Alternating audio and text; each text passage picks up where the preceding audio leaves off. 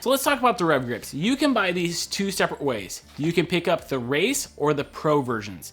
Now, the difference between the two is that with the pro, you get additional tuning washers, but I believe that's it. And really, if you need the tunability of the grips to be a little bit firmer or softer, depending on your liking, then definitely go with the pro version. Now, when I first bought a pair, I bought the race versions, and they did really well for me for the entire time that I've owned them, and I still use them now. Actually, I take that back. I sold those to Lewis, the MTB Desert Rat. I ended up going with the pro versions for my new bike build. These are a very special kind of grip. They're a shock absorbing system.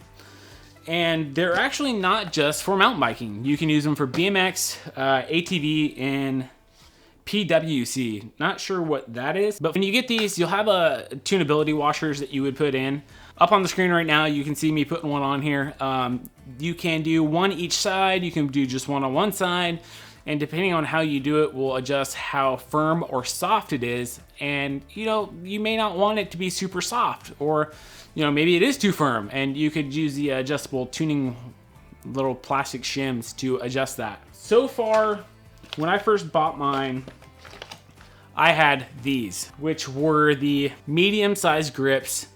They had a ribbed kind of texture on here, and I found that these wore pretty quickly. As you can see, the top has worn out quite a bit and went really smooth, and I actually found that the material was actually sticking to my hand. The large size ones, and it's a much different pattern on here, but I gotta say, I really do like these better than the mediums, and I really like these. And I'm currently testing out the RC5. I'll put the proper name right here, but they're their new ergonomic comfort ones. So you can see this little diagram right here from Revgrip, and that'll explain it a lot better than I can. One super cool thing with the Revgrips, if you go with the Pro and you order directly through Revgrips, you can actually pick your own sleeve colors, your grip colors, your metal end cap colors, and you can really customize it. And I think that's really cool that you can do that. You can really tune it or build it how you really want the bike to look. So for a while there, as you can see on the screen, I had orange with the blue ends, and they looked really cool on my hardtail before I just recently sold it. Overall, I really do like these grips.